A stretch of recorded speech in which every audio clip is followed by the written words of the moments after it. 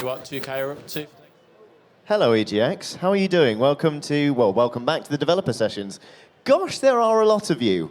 My name's Johnny. I work for Eurogamer, but more importantly, I am joined on stage by 4 members of Chucklefish Games, developers of Starbound. Would you please introduce yourselves? I'm Alex. I'm a programmer on the project, so I do primarily gameplay programming, but also some engine programming. I'm Molly. Can you hear me? Bear with us one Yeah. second. Hello? Okay, we have a minor technical issue. We're going to sort that out. If we could continue the roll call, I promise we'll come back to you, Molly. Okay. Hey, I'm Jay. I'm an artist and designer on Starbound, so I do a lot of the kind of character designs and level designs and so on and so forth. Hey, I'm Adam. I'm an artist on Starbound. Did a lot of assets, basically. And I'm Molly. Oh, hey, it works now. I'm Molly. I'm the community manager on Starbound and at Chucklefish in general. I handle our forums and social media presence and other things. Lovely. Well, thank you so much for being here. It feels weird to say it, but Starbound is out of early access. It's a finished thing. How does that feel? Feels strange. It feels, but good. It feels good. It's really surreal because we'd been working on it for a long time, and it was being in early access. It was kind of half out, and now it's out, and it's something that we can tell people, you know, like this is our game that we finished. People are no longer asking us when is this thing coming out, and we could tell them that it's So, of course, I mean, it spent just shy of 3 years in early access, which, you know, I'm sure feels like a long time to you as much as it does to us. But where is the cutoff point when you're making a game like this? At what point do you decide to start adding things and just say, all right, let's hit the button, let's take it live?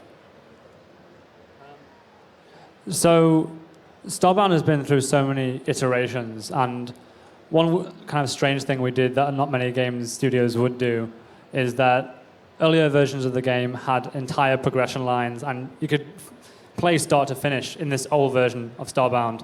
And it was kind of like a feeling of when do we feel like the progression in the game is what we're aiming for it to be.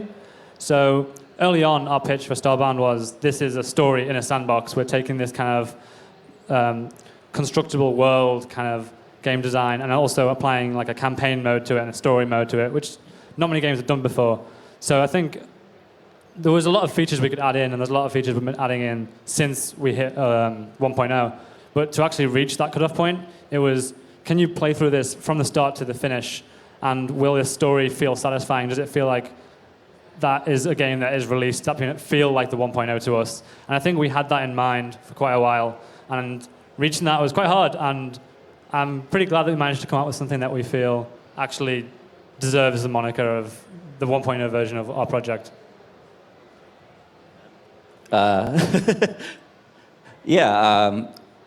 Through development, there was a lot of times where we were like, okay, we can't release because this thing is an essential feature, and you can kind of feel it when you get to that point where you're like, it would be nice if we had this. And that it feels like a natural point where you can be like, okay, 1.0 is this, and then we can build on top of that, rather than we can't release without this, because without it isn't the game that we wanted to make. essentially.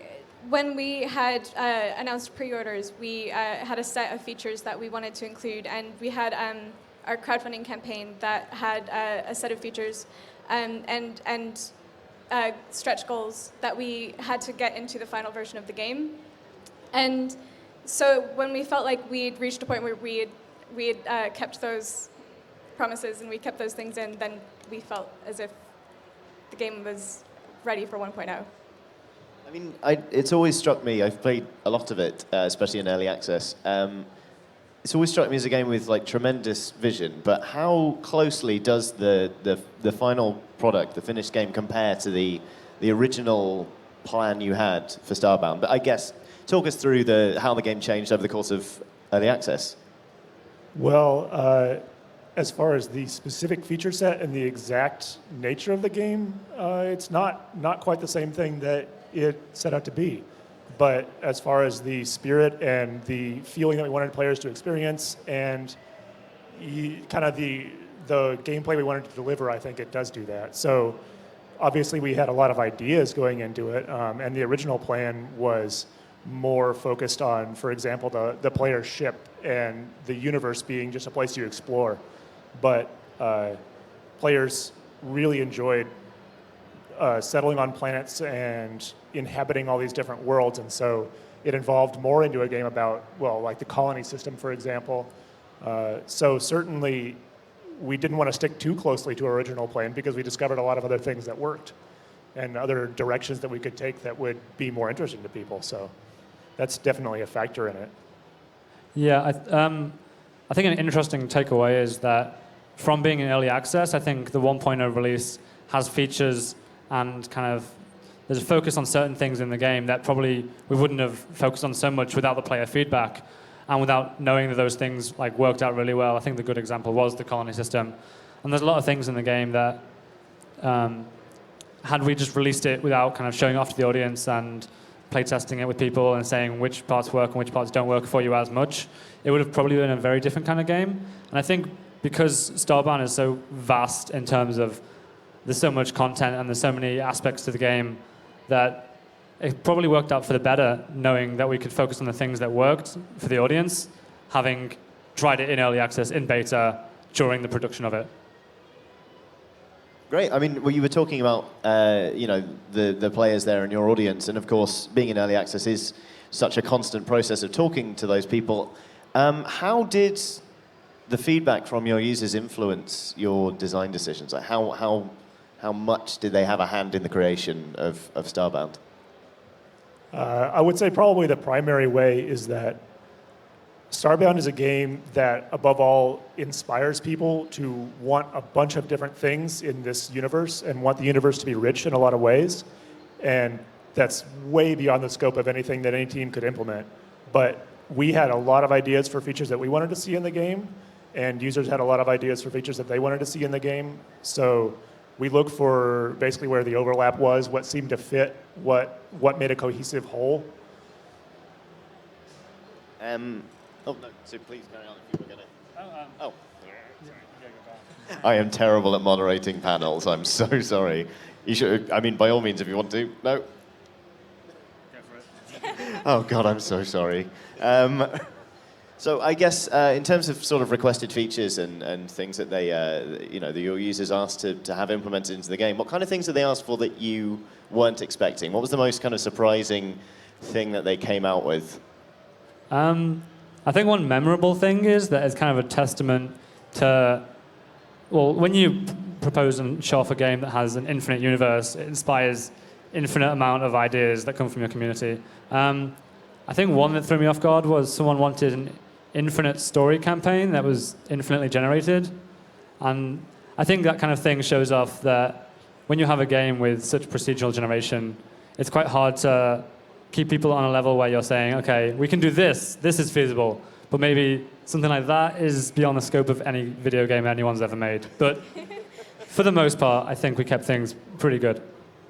What would tend to happen is we'd add a brand new feature and it would work within the game, but then someone would be like, I really like this feature.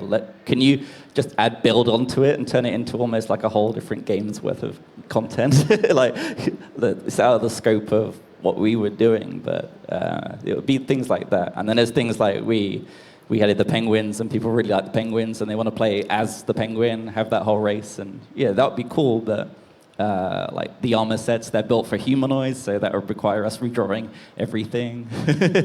But yeah, there's things like that. Yeah, Sorry. I would say that's a good example, following on from Adam there, is that we had a lot of these just alien races that inhabit the galaxy, and you see them just on one planet or in some place.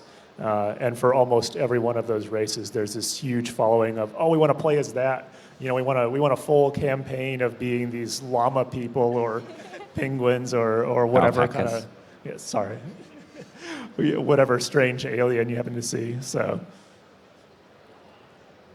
There's features like we have a colony system where you can build colonies and you can manage tenants to an extent, and they'll give you gifts in return for building them a nice little house.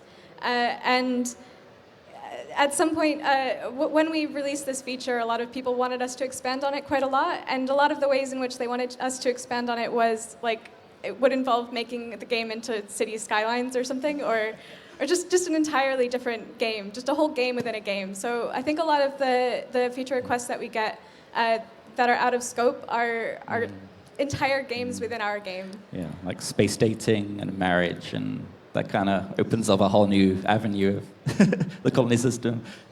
Well, I guess it's kind of interesting, and it's when you have a game that inspires people, and has so many possible different permutations.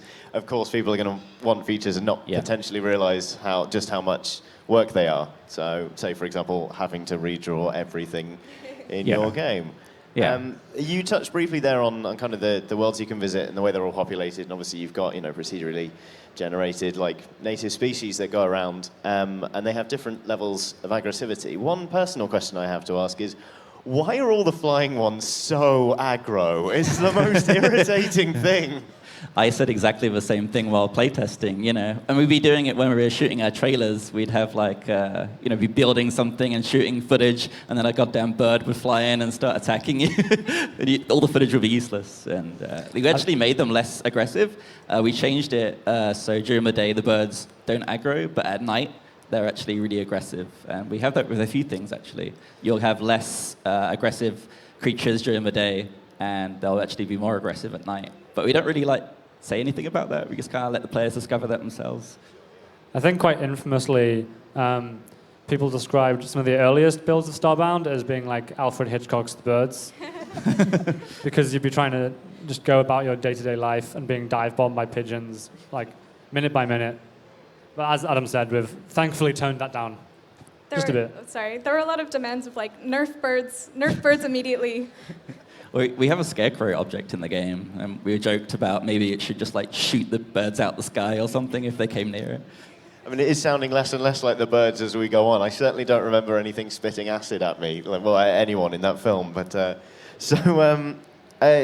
going back briefly to your players and the kind of things they requested, what would you say the best thing is in Starbound for which your players are responsible?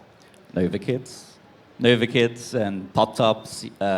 Those Nova Kids are like a community-added race that we took to heart, and we put them in the main game. And there's some backstory behind that, but I'm not too familiar with it. I think you might be, Molly. So our community, people in our community came up with the Nova Kid race, and we decided early on to make that a stretch goal when we were doing our pre-order campaign. And that, I think, has been one of the most popular races that people play. It's kind of between, I would say, the Florins and the Nova Kids. And earlier on, we also had a monster contest, a community monster contest, where people came up with monsters to put in the game. And Pop Tops won that one. And so that was quite a cool community contribution, because they're a popular monster in the game, too. So. Awesome. Well, I think we're going to open up the panel to some audience questions if you're game. So basically, here's how it's going to work. There's going to be a microphone over there being lovingly brought in. Go up and ask a question. Feel free to queue up behind other people so that we don't have a massive long wait between questions. Please don't be shy. Otherwise, I'm just going to have to keep talking. And no one wants that. Go for your life, man. Please follow this man's example. Yeah, just, if you could just crowd surf him over, that would be lovely. You can make it. I believe in you. There we go. Round of applause for the question man, please. Gosh, he's tall. Hello. Hello. First off, thank you. Thank you. I'm so happy with the game. The whole early access, pre-alpha model, a lot of people are doing it at the moment and are not delivering. I've got so many games in my Steam library that are just stuck in early access, and there's no development, and I feel kind of conned. You guys delivered, so thank you.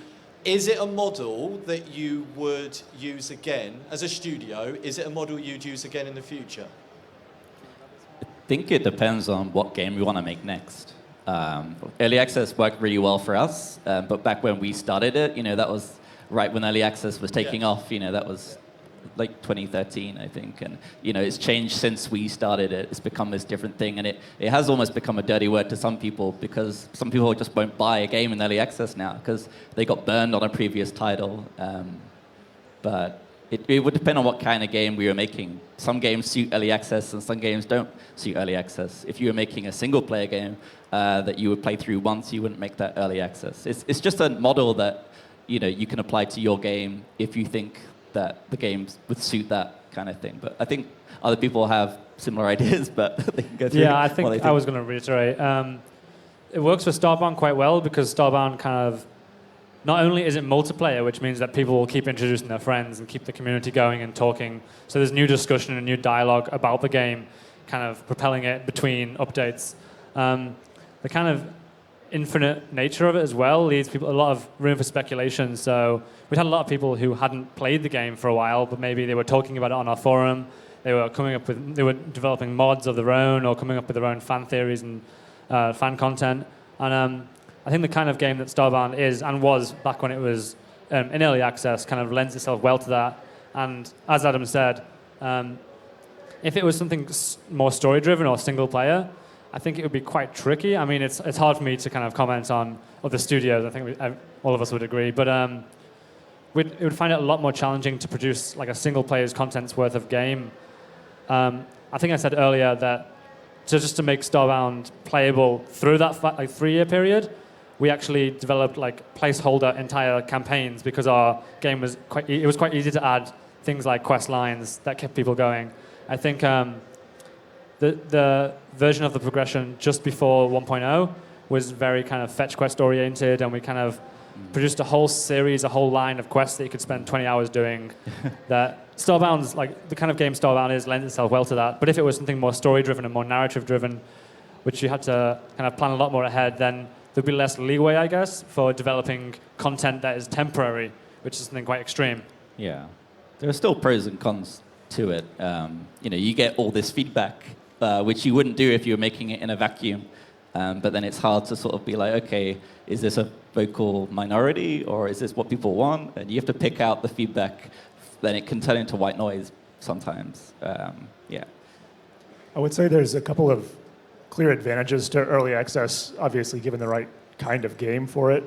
One is that for a lot of players, it's very interesting to see the process and see how the game evolves. That was something that I certainly enjoyed in the early days of Minecraft, for example. Seeing, I wasn't sure where it was going to go or what kind of game it was going to become, but seeing kind of week after week how it developed. So that's very interesting. Also, some games, Starbound definitely is this to some degree, require player interaction and player feedback to experiment with, and you can't really design a game in isolation from that. I would say, I guess Rust is another good example of that. It's very much player driven. So certainly for some games, early access is the only way they can exist. Hiya. Firstly, thanks for an absolutely amazing game to play through. Really enjoyed it. Thank you. My question for you is, obviously, like during early access, there were a lot of features that didn't actually make the final grade. The only one coming to mind now is, for example, where you were in a cold planet and you had to wear warmer clothes. The temperature system. Yeah, the temperature system. I guess what I wanted to ask, is there any features like that you're really unhappy to have seen gone during the process? Well, one example of that would be hunger, which, as you may know, we brought back in the 1.0 release, but that was cut for a long time to early access because the initial version of it just didn't really serve the gameplay purpose. And so I'm really happy that we had the time to come and revisit that and build a more robust system and come up with something that actually suited the game. There are definitely areas of the game that I feel we still need to expand on. And we have some plans, without going into too much detail, for some content updates that I'm pretty excited about. So I don't know how much I should say about that. There's always a chance that we can revisit things in future content updates. Thank you. Thank you. Hiya. Were there any moments during the development where you felt team morality was kind of low or development was slow? And if there was, how did you kind of address that? Did you mean morale? 'Cause Morale. Sorry, you didn't kill anyone while making Starbound. I just wanted to clear that up. Okay. They'll never know. I think it was kind of a transitional period when we all were working remotely initially. We all worked all over the world, and we spoke to each other over IRC and Skype and Mumble a lot. And we eventually moved to the office because it would be because our pre-order campaign had been successful. People were buying the game in early access, and we wanted to work more efficiently together. And I think progress slowed down during that time a little bit. And I think I think team morale might have been lower than it usually would have been because of everybody sort of moving and moving to a common place, and some people didn't move, and et cetera. But I think overall it was a really good choice because we work much more efficiently when we're all in the same office, and we can kind of support each other more when we're physically around each other or when we're in like the same space. Yeah, and it's a small office. There's 15 of us, and we're all in the same room. And you know, if someone's like, "Oh, I'm just not feeling it today," you can talk to someone. You know, there's no one in the office where you're like, "I don't know who that person is." It's not like a 200-person studio, and we're all friends. Yeah, I mean, it's quite difficult to work remotely with people who are in different time zones. People, when we were working remotely, people weren't always online at the same time. You couldn't always get instant feedback from the people that you were working with or needed to hear from. So that was quite difficult. I think that entire period of working remotely was probably lower morale-wise than it has been since we moved. Thank you. Thank you. Hi, sorry.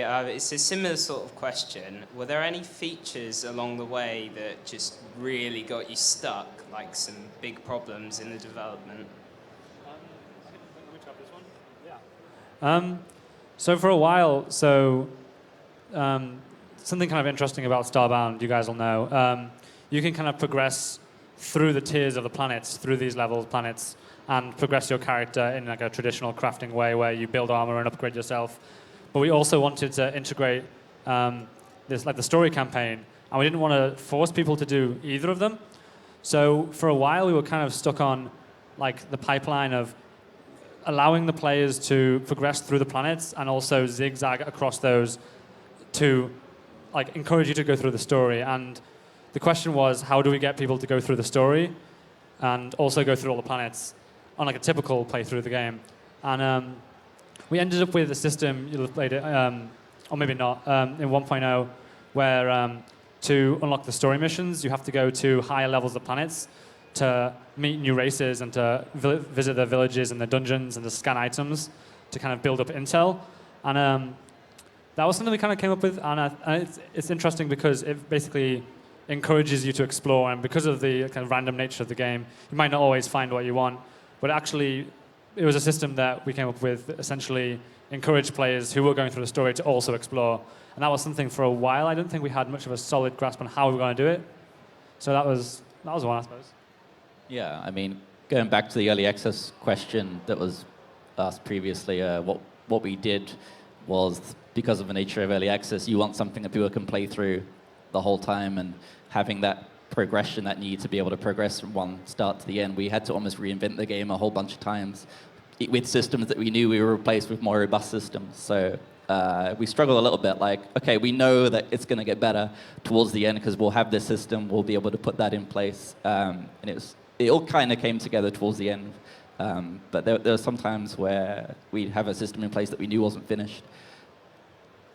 It's not exactly something we got stuck on, but I would say something that took the most iteration and that we've worked the hardest on is getting the combat satisfactory, and especially in the world, because of the nature of the generated terrain in particular, it's very difficult to get traditional kinds of platforming challenges to work well when there's so many different edge cases and players can modify the terrain, and it's very, very unpredictable. So that's something that we had to try a lot of different approaches to, and I think we finally found something that works reasonably well, but we're still improving on that as well.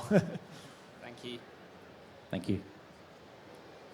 I haven't played the game yet, but it looks a bit similar to Terraria. I'd just like to know, like, what makes your game different or unique? I would Terraria say doesn't- Starbound definitely has more of a focus on construction and more of a focus on, well, like the colony system we mentioned a couple of times.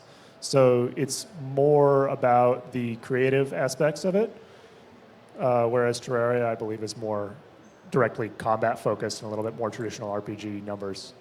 Yeah, we have lots of people come into our communities and say, hey, this looks like Terraria, this looks like Minecraft, and they'll say, what makes this different? And people who have played it for quite some time will kind of give them the same advice that you just said, where it's very focused on kind of the atmosphere and building your home and finding your place in this world. It goes quite far in terms of establishing a world that feels like a lived-in universe, and you're given a place in it, essentially. And the kind of focus on interaction with other people and also with NPCs and the world around you is quite unique, and I think it feels quite unique in that sense. Also, the narrative, Terraria doesn't have a narrative as far as I know. It's pretty primarily combat focused, so that's one of the main differentiating factors. It's a story in a sandbox. Thank you. Yeah, cheers. Hello. Thank you again for making this game. It's, for me, totally a masterpiece. And just wanted to ask about these future content updates you cannot talk about.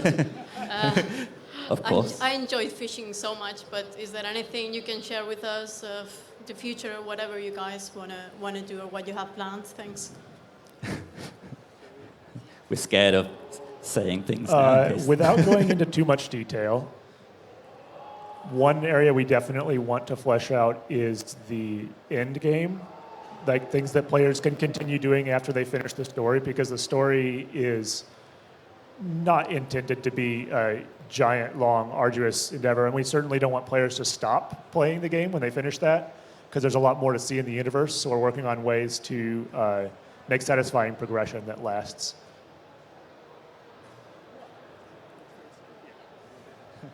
Okay, thanks. Thank you.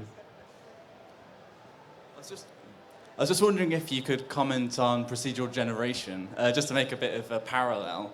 No Man's Sky now is a lot what like Starbound was when it first released, but obviously Starbound said it was going to be that when it first released, with a lot of random creatures and random like items, and people sort of maybe felt it was a bit of a shallow experience. That was like a big puddle, I suppose is the term. But I just wonder what, there's like unique monsters now and name creatures and things like that. How did you sort of tackle the procedural generation? So early on, we had, like the very earliest builds of Starbound had entirely random monsters, entirely randomized planets. And I think the tricky thing that we found was after you play something that random for a while, you kind of start to see the patterns. It doesn't become, this is a unique random monster. You get to, it's almost like you see the construction lines. You see that it's borrowed this piece from this, and this tree is switched out these things together. And so as you said, one thing we added in later on that we feel was quite effective is that when you mix these kind of randomized monsters with these hand-drawn unique monsters like you would find in a traditional side-scrolling game, then suddenly the line becomes kind of blurred. It becomes not too clear to the player what is and what isn't generated, and because of that, they assign more value to these random monsters and these planets. And adding in lots of like dungeons by 1.0, we had a lot of handcrafted with randomized elements dungeons, and there is a limited amount of those, but I think it was a case of you won't play this game. I don't think there's any game you can play forever and find new things constantly, because that's just not how it works. But there's enough meaningful content that you can play through for a long time and feel like even if a lot of the things you're seeing are unique, it's still quite interesting to see things that are unique and like handcrafted alongside the random elements. And I think both of them prop each other up essentially. I think for us, for Starbound at least, the key was kind of mixing those two aspects together. Yeah, I think it's about finding the balance, and when you're building a universe and you're trying to fill it with content, and it's an infinite universe, you do have to find the balance. You can't have it be completely procedural, and you can't also have it be handcrafted, because the game would never come out. You'd be making it for like 30 years. So it's about finding that balance, and when we felt at the start, early on, that the balance wasn't quite there. There was too much procedural, and we wanted to balance that out with some handcrafted content. I think it worked out. I think an important element is using the randomly generated elements and the more heavily procedural parts to put the handcrafted elements into different contexts at different times.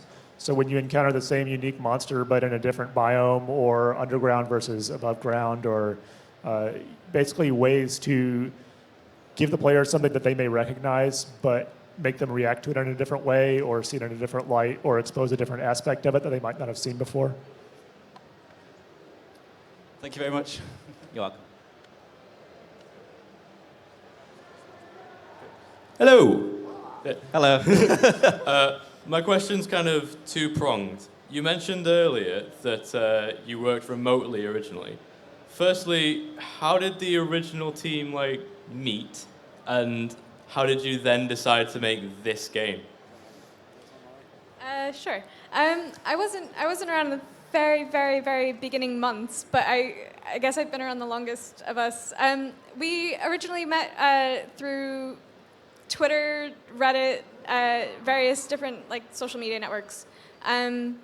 Our director Finn, he wanted to make. He had worked on Terraria on the art, and he wanted to make Starbound. He had this idea for Starbound, so he started looking for people. I think in Reddit's game dev community was where we found our lead programmer, Catherine, and a lot of us just kind of stumbled upon over the years. Like Alex was a modder in our community in the beginning of early access, and now he's heading the project.